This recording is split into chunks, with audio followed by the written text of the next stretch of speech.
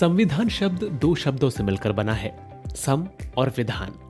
सम का अर्थ है बराबर तथा विधान का अर्थ होता है नियम कानून। मतलब वो नियम कानून जो सभी नागरिकों पर एक समान लागू हों। संविधान किसी देश या संस्था की शासन व्यवस्था, न्याय व्यवस्था, सरकार व्यवस्था आदि समस्त व्यवस्थाएं जिस लिखित अथवा अलिखित दस्तावेज से निर्मित, निर्धारित व संचालित होती हैं। इसी के चलते 26 नवंबर का दिन हर भारतीय के लिए एक बेहद खास दिन के तौर पर याद किया जाता है। खास दिन इसलिए क्योंकि ये वही दिन है जब हमारे देश भारत के संविधान या कह लें कॉन्स्टिट्यूशन को अडॉप्ट किया गया था। आज से 75 साल पहले 26 नवंबर 1949 के दिन कॉन्स्टिट्यूशन को कॉन्स्टिट्यूट असेंबली ने अडॉप्ट किया, जो दुनिया के सभी लिखित संविधानों में सबसे लंबा है। भारतीय संविधान में शुरुआत में 395 आर्टिकल्स, 22 पार्ट्स और 8 शेड्यूल्स थीं, लेकिन समय समय पर हुए संशोधनों के बाद आज भारत के संविधान में कुल 25 पार्ट्स, 448 आर्टिकल्स और तकरीबन 12 शेड्यूल्स या कहें अनुसूचियां हैं। लेकिन संविधान बनाने की प्रक्रिया आसान नहीं थी।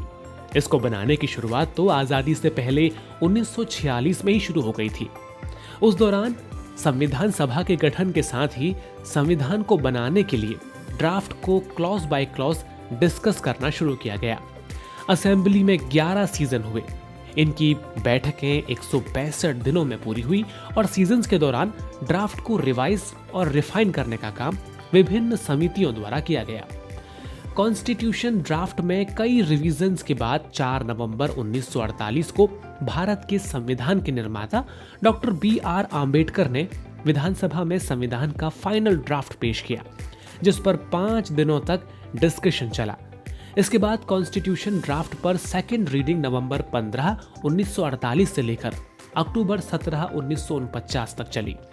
इस दौरान 7,635 संशोधित प्रस्ताव आए।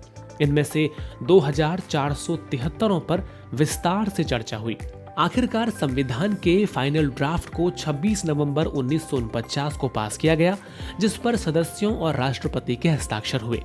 संविधान 26 जनवरी 1950 को लागू हुआ, जिसे गणतंत्र दिवस के रूप में मनाया जाता है। ये तो आपने जान लिया कि हमारा कॉन्स्टिट्यूशन पास कैसे और कब हुआ, पर क्या आप जानते हैं कि हमारे कॉन्स्टिट्यूशन को बनाने की इंस्पिरेशन कहां से ली गई?